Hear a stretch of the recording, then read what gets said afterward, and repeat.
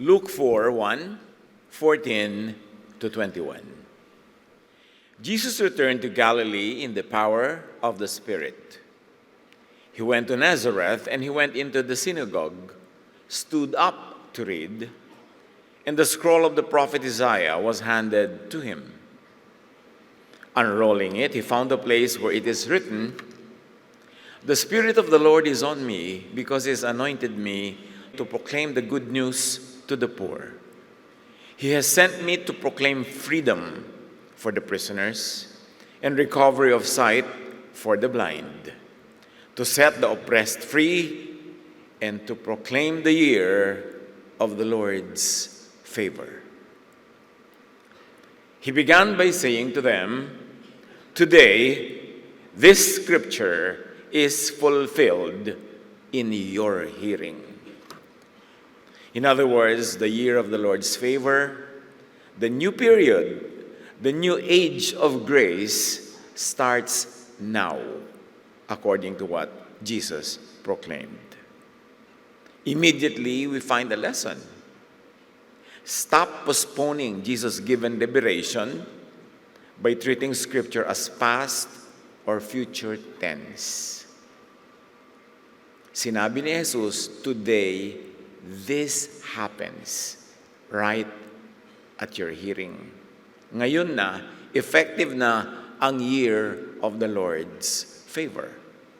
Hindi ito nakaraan, hindi ito hinaharap, it's an ever-present reality. The new age of grace. Salamat po, Panginoon, dahil sa declaration na ito ng iyong anak na si Jesus, na noon pa man ay nagsimula na upon His declaration, the year of your favor. Turuan niyo po kami unawain ng malalim na kahulugan ito at tanggalin namin ang mga pambulag sa aming mata para isipin ito ay past or future and not present. Teach us to benefit from the work of your Son, Jesus, and from the high mission and calling you have given Him to set us all free. In the name of Jesus, we pray and thank you, Father. Jesus reads Isaiah 61, but deliberately stops before a major word, which was in the original Isaiah verses, and that's the word, the year of the Lord's vengeance, or the word vengeance. Isaiah 61:2, "The Spirit of the Sovereign Lord is on me," Jesus quotes, "because the Lord has anointed me to proclaim the year of the Lord's favor." Then Jesus cancels the next line, which talks about vengeance. This textual skip is decisive. Hindi ito slip. Hindi ito nalimutan o nakaligtaan. This is a major statement from Jesus. What Jesus announces is not judgment postponed, but mercy activated for always.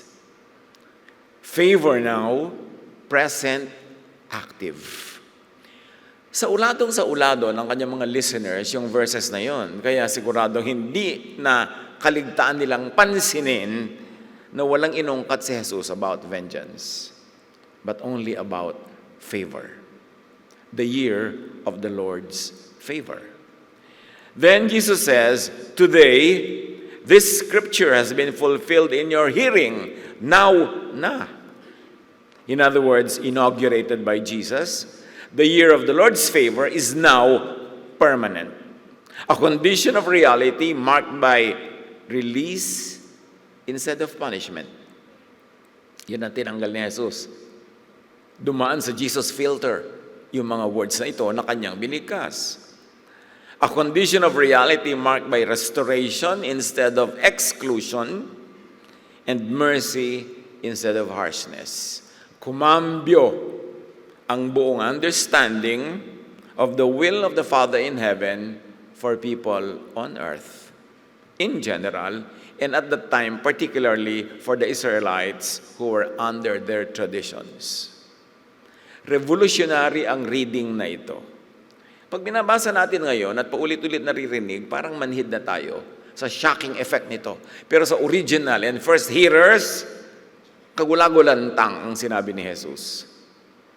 Jesus' year of the Lord's favor is a social reset.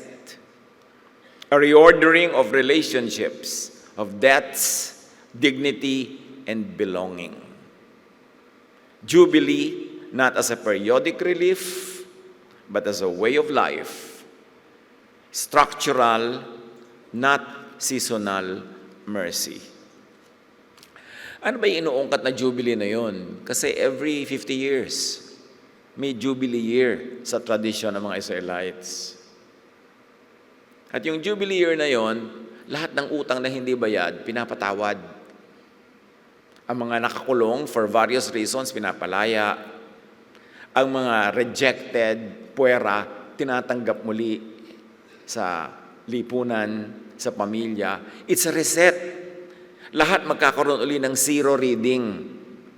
Yung mga utang na sabi, maraming negative, according to their traditions, ay biglang burado. Lahat magkakaroon ng clean start. That is the year of the Lord's favor. But it happened only every 50 years.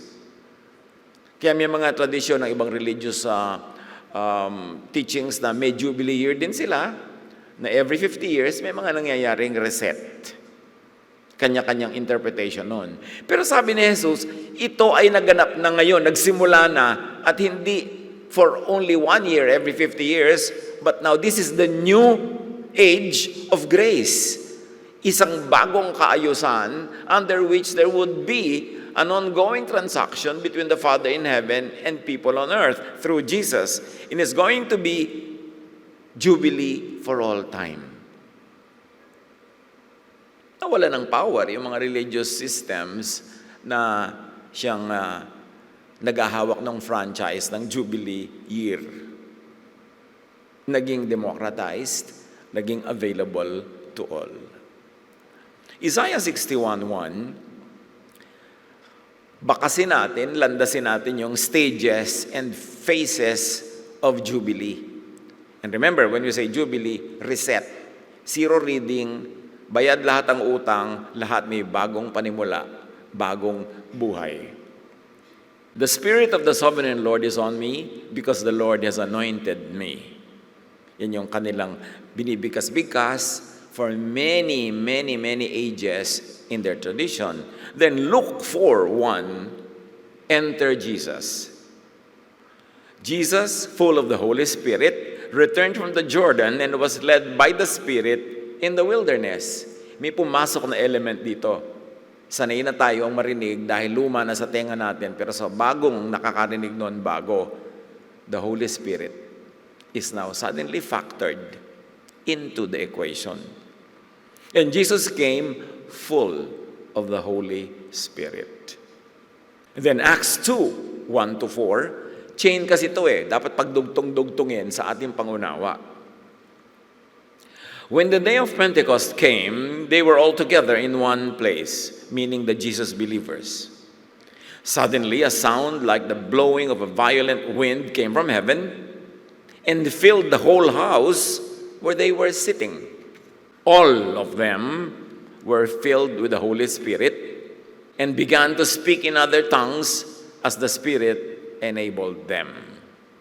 I underlined all of them kasi bago na naman yon. Lahat na lang, hindi lang yung leader, hindi lang yung prophet, hindi lang yung priest, hindi lang yung elite ng kanilang religious system. All were filled with the Holy Spirit. Can you imagine the revolutionary value of this democratization of heaven? All who were gathered were filled with the Holy Spirit. What began in the embodied life of Jesus and ministry of Jesus is now poured out upon the community. Nung binasa natin yung Luke 4, si Jesus yung full of the Spirit. And now that Jesus had gone back to the Father, Jesus sends the Holy Spirit and infills everyone with the same Spirit. The Spirit that was filling Jesus is now given to everyone present. Through the Spirit, His work is no longer localized, but shared, enacted, and continued by all. Nawala na yung exclusive priesthood ng religious elite. Nawala na yung exclusive franchise ng mga prophet. Napilas ang kortina ng templo from top to bottom nung si Jesus ay namatay sa krus. Ibig sabihin yung most holy place is already accessible to all, not only to the high priest. Pag pinagdugtong-dugtong natin mga kapatid, yung mga readings na yan, isang picture ang mabubuo. Ibinaba ni Jesus ang heaven to everyone, making the Spirit available to all, that now everybody receives the Spirit and also imparts and shares the Spirit with everyone else. Revelation is no longer restricted to a chosen few. It is shared with the whole community, where all receive and all declare. Ano nangyari sa kasaysayan, sa religious history in the past 2,000 years? The religious powers that be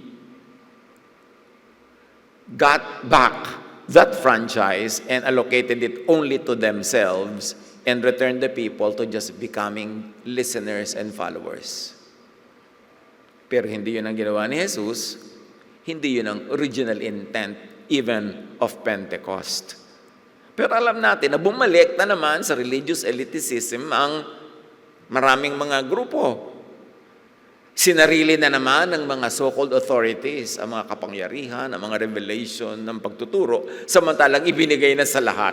At sinabi pa ni Jesus before that, now this happens right at your hearing. Natupad na ito. So ang dapat talaga sa natupad ay patuloy na ipatupad, pero binawi ng religious history ang democracy na ito sa spirituality dahil ginawa na namang exclusive to a few. Yan ang dapat natin unawain na ibinigay ni Jesus ang Jubilee, hindi lang sa isang taon, kundi sa lahat ng tao, sa lahat ng panahon. Acts 2, 5-13, balik tayo doon sa pagdating ng Spirit sa Pentecost. Now there were staying in Jerusalem God-fearing Jews from every nation under heaven. Eto na naman, everybody was there. You know, the Jews were scattered all over the world because ng ibang bayan sila, na lumipat sila, doon sila nag-establish sa mga buhay nila. Pero taon-taon, pag may pista sa Jerusalem, nag-uuwian na marami sa kanila. At ito yung setting ng Pentecost. Kaya lahat ng naka-gather, mga Jews na nakakalat sa buong mundo, natipon sa Jerusalem, not accidentally, but by design. Because all of them will see this phenomenon of the Spirit being given by God to everyone. When they heard this sound, a crowd came together in bewilderment because each one heard their own language being spoken. Dahil may kanya-kanya na sila mga wika sa mga bansa-bansang tinirhan nila at pinanggalingan para lang dumalo sa piyestang ito, may sarili-sarili na sila mga wikang itinuturing na yun ang language nila. At ang pinagtaka nila, itong mga mananampalataya ni Jesus na napuspos ng Espiritu ay nagbigay sa kanila ng mensahe from heaven, the same message, but spoken in different language, in the actual language of the people who came from various places. Hindi ito gibberish, hindi mga kung ano-ano mga salitang pinagdugtong-dugtong na letrang walang katuturan. Ito yung mga tunay na wika, na mga tunay na kultura ng bayan na pinanggalingan ng mga Hudyong nandun ngayon nagtitipon para sa pista. Kaya naintindihan nila yung sinasabi ng mga disciples na ito, ng mga followers ni Jesus, spoken in their own various languages. One message, different media, iba-ibang wika. Amazed and perplexed, they ask one another, what does this mean? Aren't these people Galileans? Na kung tutuusin sa language natin ngayon, yung Galilean parang promdi. Hindi ba promdi ang mga ito? Bakit sophisticated sila? Why are they speaking the various languages of the world? Ang background naman nila, hindi naman sila ganun ka-educated. Acts 2, 14-21, dahil napagkamalan pa sila mga lasing, Peter stood up and addressed the crowd. This is what was spoken by the prophet Joel. Sabi niya, ba't kayo nagtataka? Di ba mga Hudyo kayo? Di ba sanay na sanay kayo sa scriptures, sa ulo nyo? Hindi nyo ba alam kung ano ang sinabi ni Joel na magaganap? At ito ngayon nagaganap according to what Joel said and according to how Joel said it. And Peter quotes the prophecy of Joel. In the last days, God says, I will pour out my spirit on all people. Ayan na naman yung all.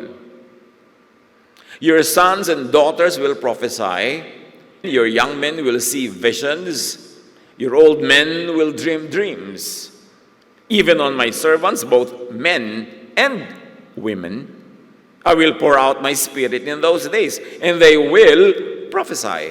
And everyone who calls on the name of the Lord will be saved. All daw. Again, revolutionary. Kasi sa culture na ito, where this was spoken, when this was spoken, male-dominated ang mga spiritual and religious ministries. Puro lalaki lang. At kadalasan, puro matatanda lang, walang bata. Sobrang exclusive. Tapos sabi ni Pedro, ba't kayo nagtataka? Ito sinabi ni Joel. Darating ang panahon na babae at lalaki, bata at matanda, ay mapupuspos ng Espiritu. Mawawala ang exclusive religious elite. At sinabi pa, according to Joel, the last days.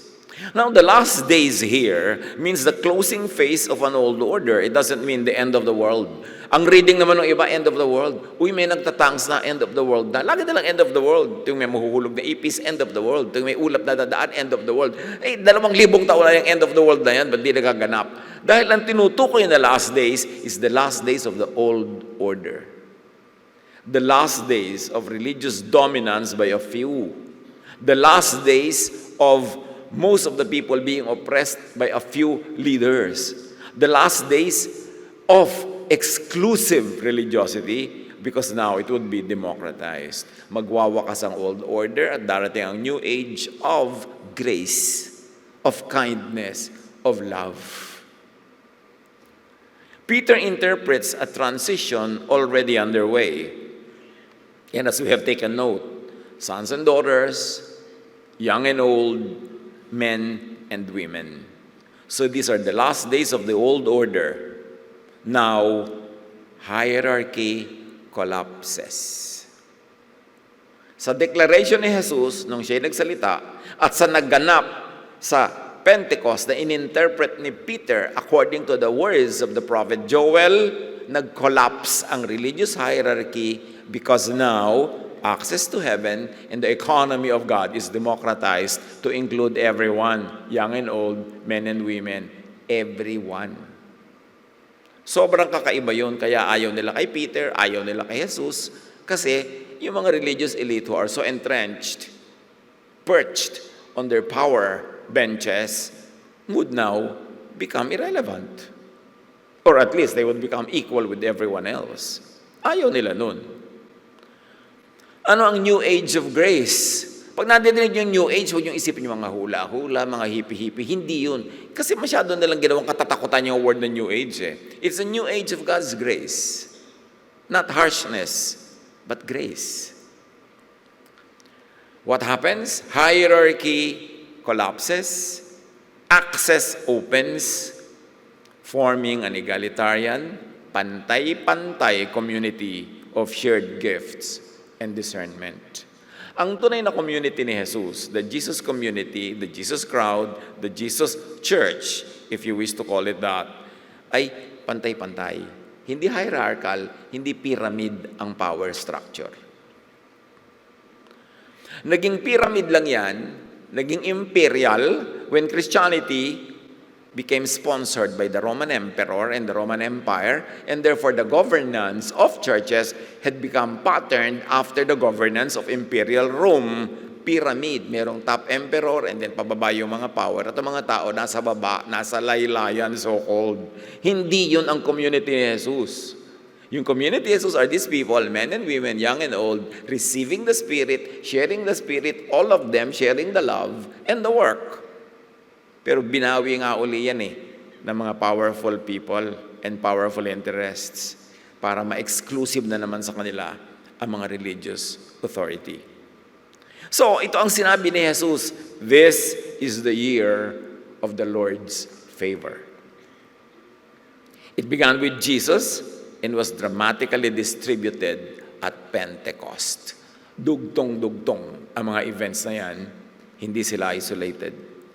Jesus models this new dynamic and solidify the spirit of the new era.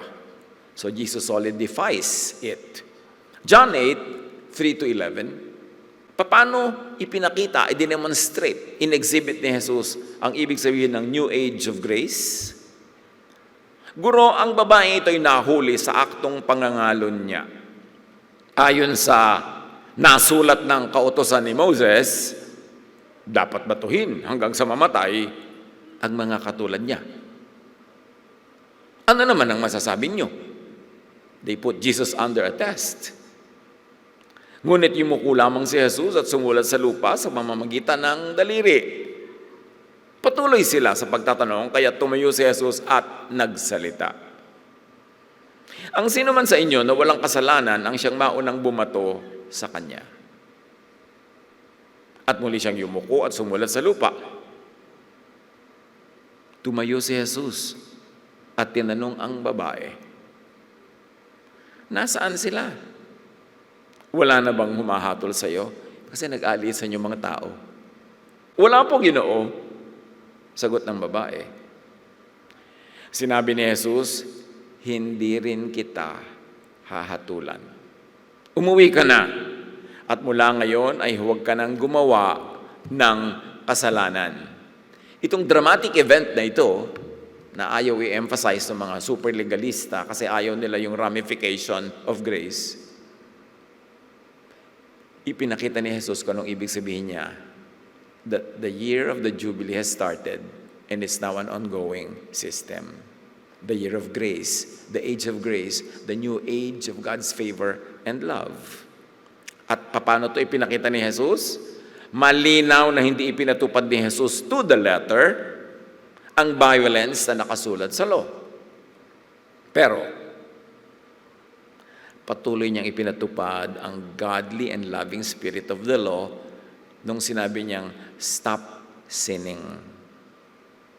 What is loving there? Kung married yung babae na yon, stop sinning against your husband. Kung married yung mga nakikipangalo na sa kanya, sinabi ni Jesus, stop sinning against the spouses of those that contract you for services. In other words, be loving not only to yourself, not only to your partner in crime, but to everyone else involved in this story, to every stakeholder. So, hindi iniba ni Jesus ang moralidad. Sin is still sin, wrong is still wrong. But Jesus said, stop sinning.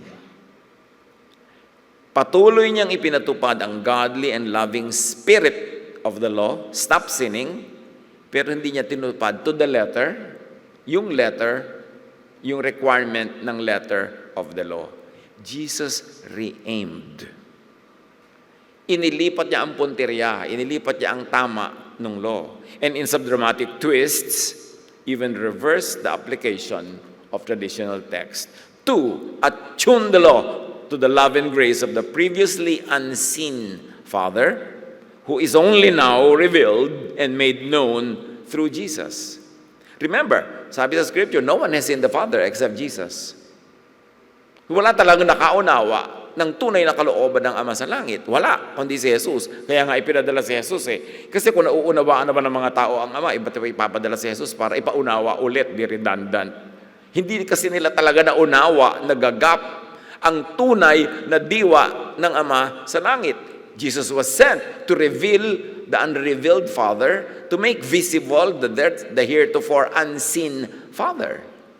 At ngayon, nakikita, naririnig nila ang Ama sa pamamagitan ng ipinapakita at ipinaririnig ni Jesus. At ano ipinakita at ipinaririnig ni Jesus? Yes, masama, mali ang ganyang uri ng mga kasalanan, itigil yan, pero hindi niya ipinapatay, hindi niya ipinabato. The law was tempered through the filters of love and grace, and this is the Jubilee. Ang lahat ay nagkaroon ng bagong pasimula. pagpapatawad, paglilinis, muling pagbubuo sa mga nasira at mga nagiba nilang puso at pagkatao. Sa Matthew 5, paulit-ulit na sinabi ni Jesus, "You have heard this, but I say that." You have heard that, but I say this. Jesus renewed revelation. Do not think that I have come to abolish the law. Sabi niya, I came to fulfill. But fulfill here, the Greek word for it here means to bring to intended purpose. When Jesus fulfills the law, hindi ibig sabihin na gagawin niya to the letter what it says, but now He fulfills its original intent. He fulfills, realizes, materializes its high meaning. Not the gutter level meaning, not only the literal, but very importantly, the essential and spiritual meaning. Now, this is not cancellation of moral law. Scripture is not abolished. Its authority is lived differently.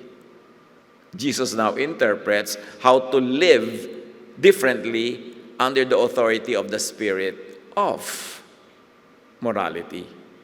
Not by external enforcement like pambabato, pananakot, pangkukulong, pangkakaladkad, pagkakadena.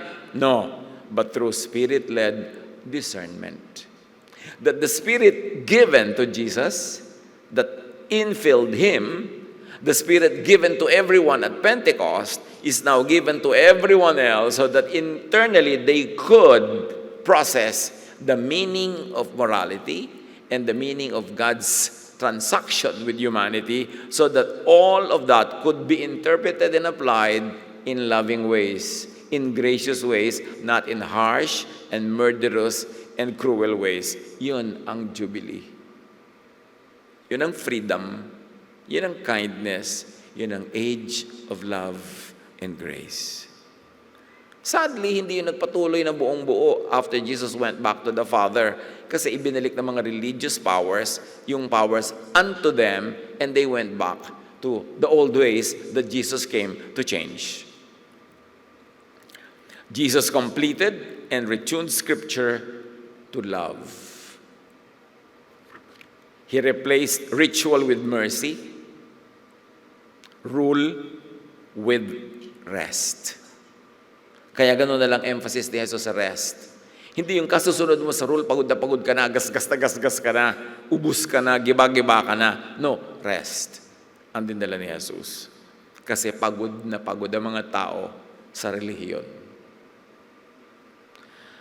Allow Jesus to complete and re-aim inherited belief structures. Ano mga belief structures, ano mga beliefs ang na-inherit natin from anybody, from previous generation, from generations back? Allow Jesus to re-aim all of those inherited beliefs.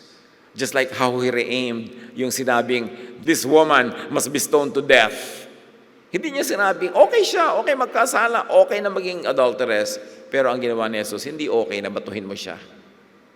Hindi okay na patayin mo siya. Kasi ikaw man, pag in-apply mo yung law na yan sa'yo, babatuhin mo rin ang sarili mo. Gusto mo ba yun? Kaya nga nag-aalis sa inyo mga tao kasi na-realize naman nila na makasalanan din sila at ayaw naman nilang mabato sila hanggang mamatay. So ba't sila mambabato ng kapwa makasalanan? This is the Jesus touch. Hindi iniba ang sense of right and wrong, pero iniba niya ang paraan na pag-handle natin sa ating kapwa-taong ating hinuhusgahan to be wrong, to be kulang. Jesusize, invento lang natin yung word. Resize, interpretation and application of Scripture. Kaya nga dumating si Jesus. Salain sa Kanya ang lahat ng interpretation and application. Padaanin sa Kanya, i-resize sa size na ibigay ni Jesus ang interpretation and application of all Scripture. Kasi siya yung living Word. So dapat dasalain kay Jesus yung written Word kasi siya ang living Word, putting life and practical application into the ideas that are written. In other words, embody Jesus-ness. Gawin siyang totoong gumagalaw, buhay na katawan. Hindi lang isang ideya na lumulutang sa hangin. Measure faith by relief produced, not by control achieved. Madalas kasi mini-measure natin yung faith sa amount ng sakripisyo. Uy, may faith kasi magaling mag-sacrifice.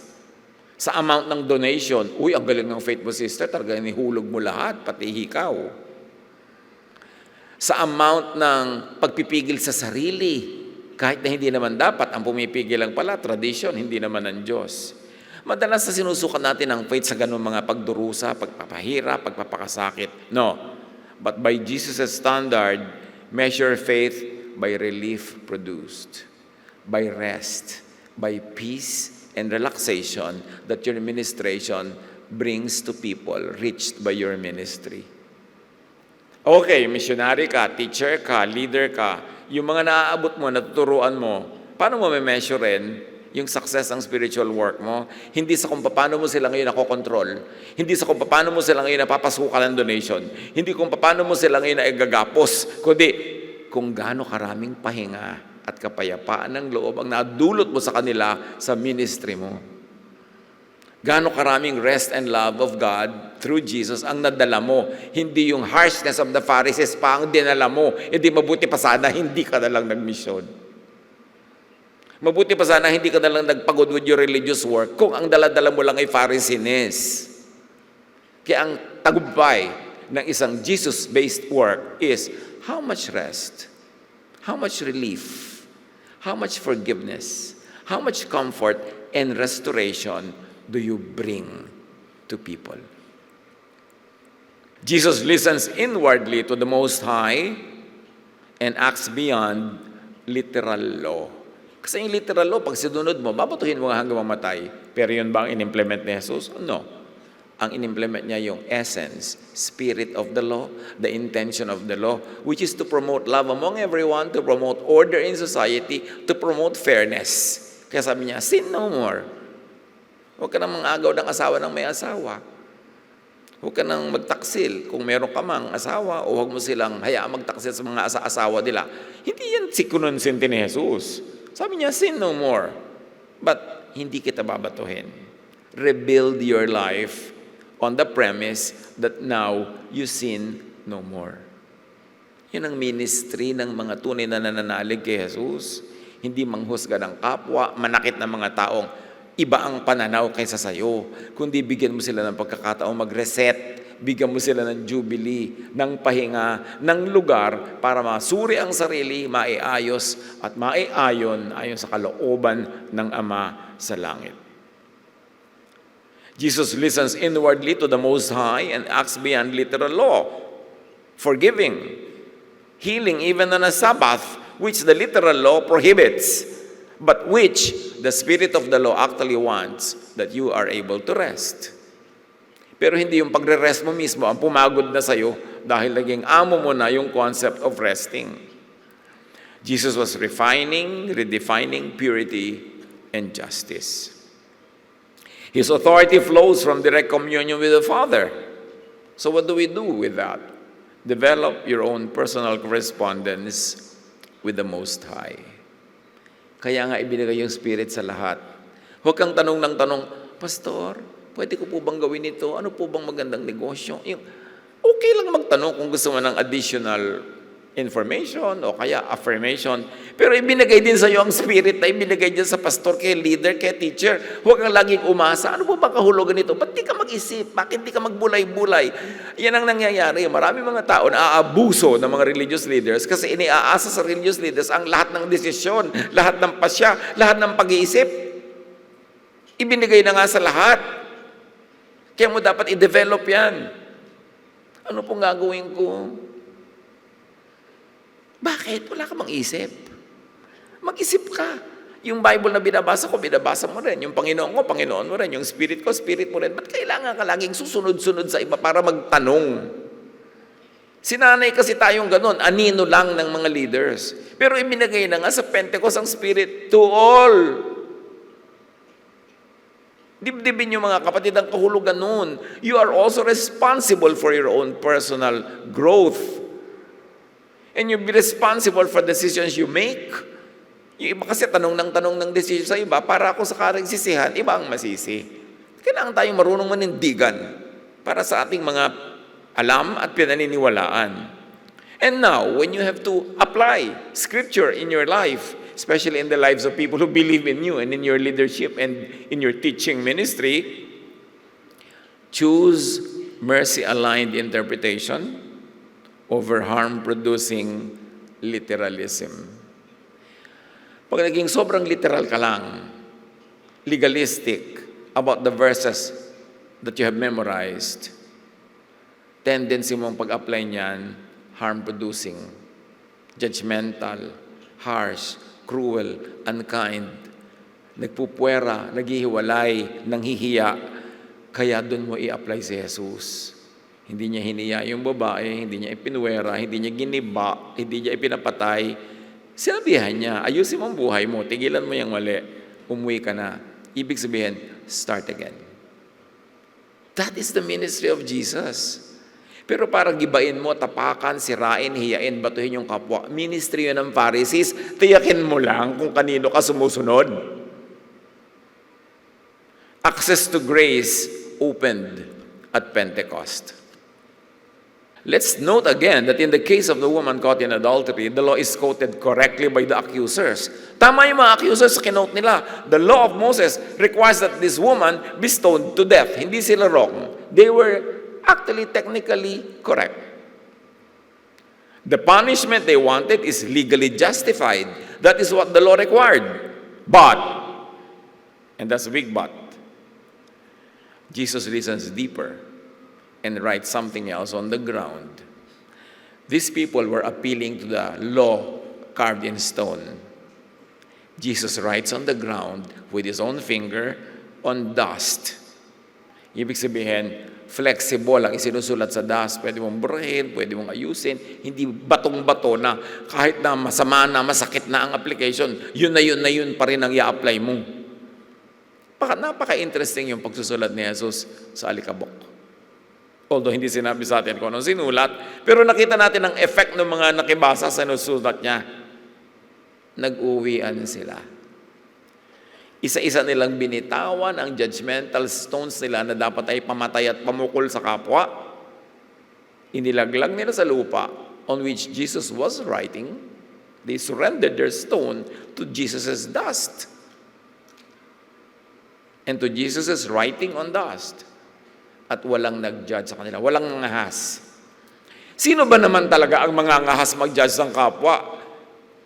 Dibdibin mo lang yung sabi ni Jesus, o sige, mambato kayo, pero yung walang kasalanan ng mambato, yun lang ang dibdibin mo. Kung saan ka huhugot ng lakas ng loob na mambato ng kapwa. Kung ang requirement ni Jesus, dapat yun lang walang kasalanan ang mambato. Hindi sinabing walang ganitong type A ng kasalanan, pwede mong batuhin yung type 2 ng kasalanan. Basta't kasalanan, generic. Kasi may mga tao, pinipili lang nila yung kasalanan, galit na galit sila, pero may mga kasalanan, kinukonsinti nila. No, walang ganon. Walang color blindness. Jesus refuses violent legalism while calling for transformation. Talaga namang transformation ang dala ni Jesus, pagbabagong loob, pagbabagong buhay, pagbabago ng espiritu, pero hindi niya ginamit yung legalistic violence sa transformation na dinadala niya. Gusto niya yung tao magbago hindi dahil takot sa law, hindi dahil takot mabato, hindi dahil takot mapag-usapan, takot matiwalag, takot na mapagalitan, kundi dahil yung spirit na nasa kalooban niya, ang siya na ngayong nagtuturo sa kanya kung ano ang dapat niyang gawin. So gumagawa siya ng tama, itinatama niya ang kanyang buhay, hindi dahil sa takot sa iba, kundi dahil yun na ngayon ang bumubukal sa kanyang puso. Kalinisan, kabutihan, pag-ibig sa kapwa at sa sarili. Yun ang tunay na transformation na dala ni Jesus. Yung kahit wala nagbabantay, kahit hindi ka mabibisto ng iba, patuloy mo pa rin gagawin. Kasi yun ka na talaga. Hindi lang dahil napipilitan ka sa takot. Sabi ni Jesus sa kanya, I do not condemn you. Go. Get on with life. Get a life. Make your own life. I will not end your life here with your mistake. Go. Stop doing this mistake and begin again. At yan dapat ang New Year's resolution. Hindi kung ano-ano. Pagbabagong loob.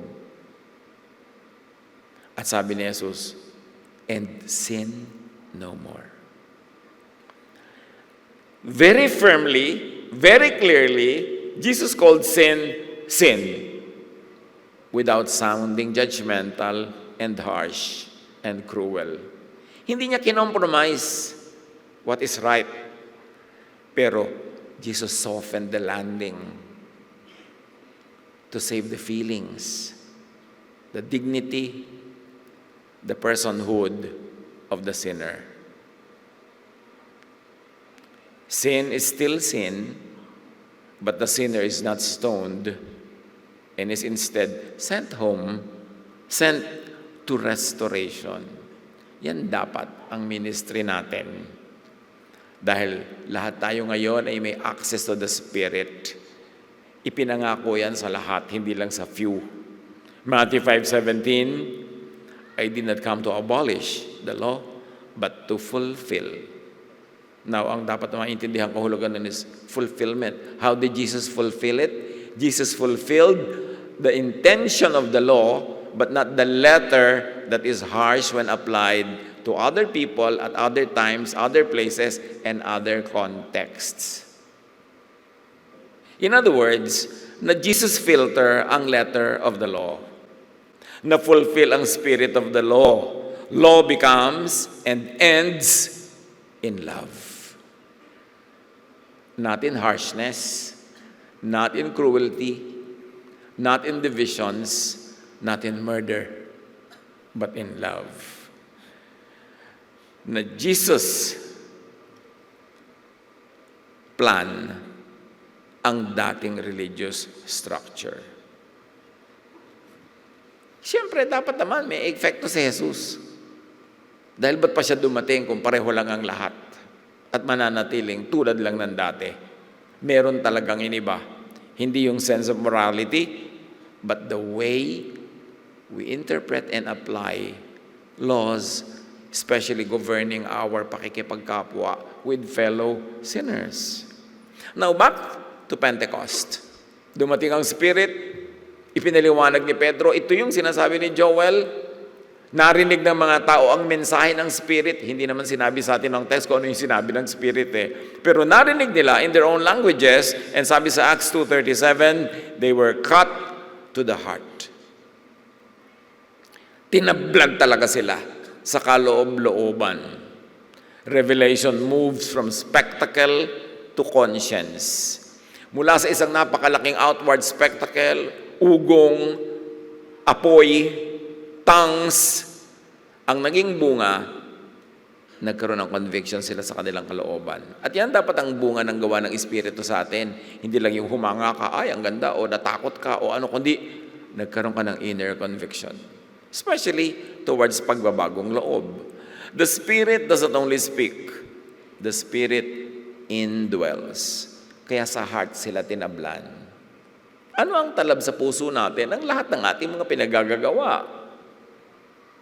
John 14:26, sabi ni Jesus, but the Advocate, the Holy Spirit, whom the Father will send in my name, will teach you all things and will remind you of everything I have said to you. Anong ibig sabihin nun? Ang alam nyo ngayon ay hindi pa complete, hindi pa permanent, hindi pa perfect. Darating pa ang Spirit at unti-unti kayong gagabayan, aakayin at liliwanagan para unti-unti nyong lubos na maunawa kung ano talaga ang gusto ng Ama na iparating sa inyo. So dapat bukas ang isip at puso ng tao sa ongoing revelation, sa ongoing instruction and teaching and refinement coming from the Father through the Spirit. Hindi yung kung ano yung narinig mo noon, yun ang minemorya mo, yun na, wala nang iibahin, wala nang babaguhin. Napaka-unbending mo na and you are unmoved by any impulse of the Holy Spirit. Si Jesus ang may sabi. madadagdagan pa ang pag-unawa nyo. Ipapaalala pa sa inyo ang maraming mga bagay. Ibig sabihin yung kaalaman ng mga mananampalataya nung panahon na yun ay hindi pa complete, hindi pa solid. So hindi mo dapat ilaban ng gera yan lagi na itong alam ko, dapat ito, wala nang maiiba. You are continuously open to be taught, to be guided. Only a fool does not change his mind. Hindi ko muna unang mamugad sa iyong isip ang isang ideya, yun na forever ang isipin mo. Kung dapat yan, nag-i-improve, nag-grow. John 16:12-13, sabi ni Jesus sa mga disciples, I have much more to say to you, more than you can now bear. Dami ko pang gustong ituro sa inyo, pero higit yun sa kaya niyong madala at matanggap sa oras na ito. But when He, the Spirit of truth, comes, He will guide you into all the truth. He will not speak on His own. He will speak only what He hears, and He will tell you what is yet to come. What is Jesus saying here? Revelation is living, relational, progressive. Huwag kang sobrang dogmatic dyan, na yung nakabisa mo nung grade 1, yun na forever na lang ang alam mo. Kailangan nakabukas ang iyong isip sa patuloy na pag-aaral, patuloy na kaliwanagan, patuloy na transformation of our understanding of the divine and how to translate into daily life the high ideals taught to us by the Father through Jesus. The year of the Lord's favor means this.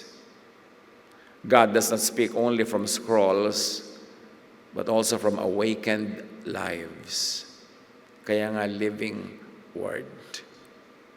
The Word is cut not only on stone, written not only on pages, but by the Spirit directly into people's hearts. Yan ang laman ng Pentecost, ng Acts chapter 2. We appreciate mostly the phenomenon, the fire, the wind, the tongues, forgetting the deep essence of what it means.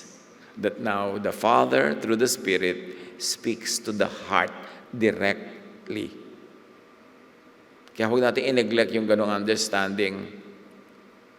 Noong pa man, sinabi na, I will put my law within them, and I will write it on their hearts, and I will be their God, and they shall be my people.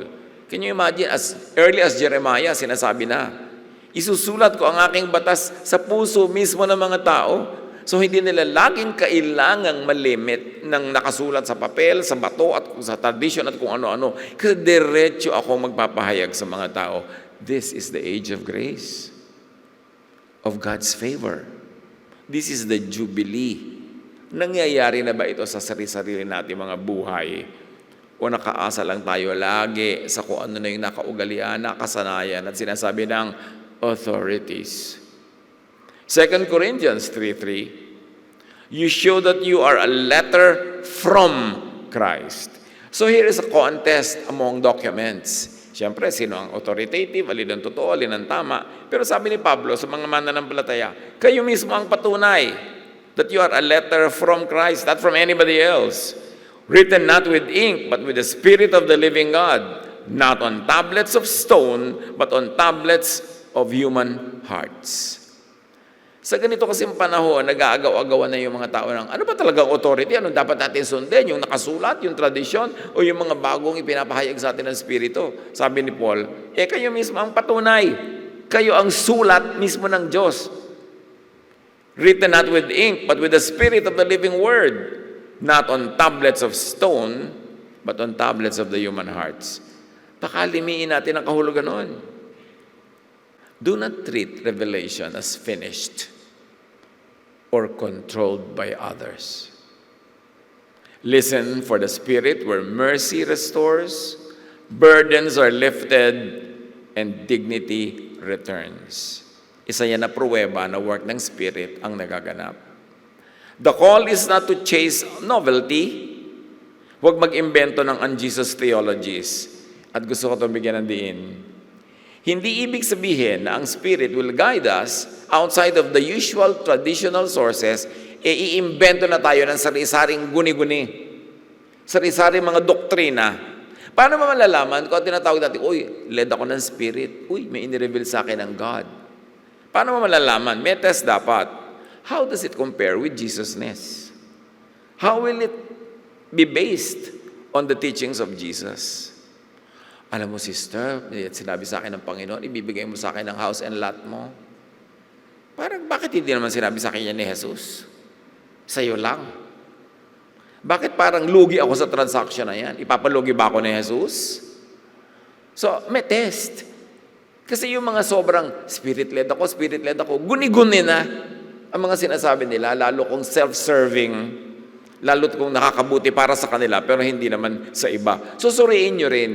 Hindi ko mo sinabi natin, the age of the Spirit gives revelation directly to people. Itatanggapin nyo, kahit ano na lang ang mga kabulastugan na sinasabi ng kapwa natin. Dapat suriin din at ibase sa written teachings of Jesus.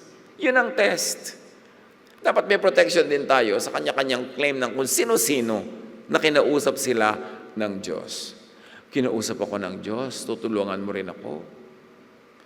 Ba't ikaw lang kinausap? Dapat sana ako kinausap kasi ako ang tutulong di ba? Para nakakaduda-duda yata yung usapan nyo na yan ng Diyos. Huwag tayong magpadala sa ganung mga guni-guni.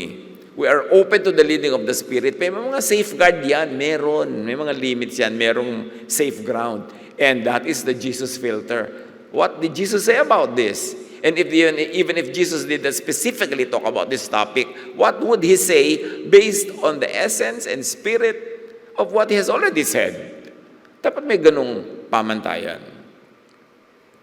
And very importantly, when led by the Spirit and we claim it, do not sanitize what is, by Jesus, morally corrupt. Sabi ni Jesus sa babae, sin no more. Wrong pa rin yun, kahit hindi niya ipinabato. So, let's not sanitize what by Jesus' standards is really not clean. Huwag natin gawin si Jesus na excuse to justify wrongdoing.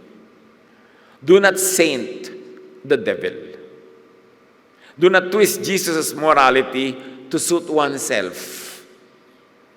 And do not abuse inspiration or revelation. Do not mistake revelation for guni-guni or guni-guni for revelation. The call is not to chase novelty, exoticness, doctrinal circus, but to participate responsibly in living revelation anchored in Jesus' ethic of love and mercy. Let me emphasize that. If we're going to claim leading by the Spirit, personal revelation, it must be anchored strongly in the Jesus ethic of love and mercy. Yun ang test. Test every insight by love, freedom, and rest. Itatanong mo, is this revelation, is this reading and interpretation loving or hateful? Is it liberating or controlling? Is it restful or kapagod? Doon pa lang malalaman mo kung anchored on Jesus-ness. The year of the Lord's favor begins when revelation moves from guarded text to shared, Spirit-led life, turning law into love, authority into access, and belief into embodied release. Ang pananalig kay Jesus, sa Ama na ipinakilala ni Jesus, ang bunga dapat ay kalayaan, kapahingahan, relaxation, peace, and love. Anything outside of this, be suspicious. Dumating si Jesus to give us a full life, to set the prisoners free, and to give people rest. Tulungan niyo po kami, Ama, na bigyan ng malalim na kahulugan ang bagong taon, ang bagong year of Jubilee, or ang Jubilee forever. Teach us to appreciate your intention, Father, to bring your love to us through Jesus, to put that under grace, and to enable us to rest and to evolve into spiritual beings that are in your image. Gamitin namin ng makakabuluhan ang bawat pagkakataon, bawat celebration sa buhay na magmuni-muni, pag-isipan kung ano ang kahulugan sa aming personal, practical daily lives ng inyong mga katuruan through your Son, Jesus. Pansamantala tayong manahimik, mga kapatid, pagbulay-bulayan ang kahulugan ng Jubilee, ng freedom, ng reset brought by Jesus to our lives. Be with the Lord. Listen for very spiritual and practical and personal applications from the Spirit who was given at Pentecost and has been freely given to all of us.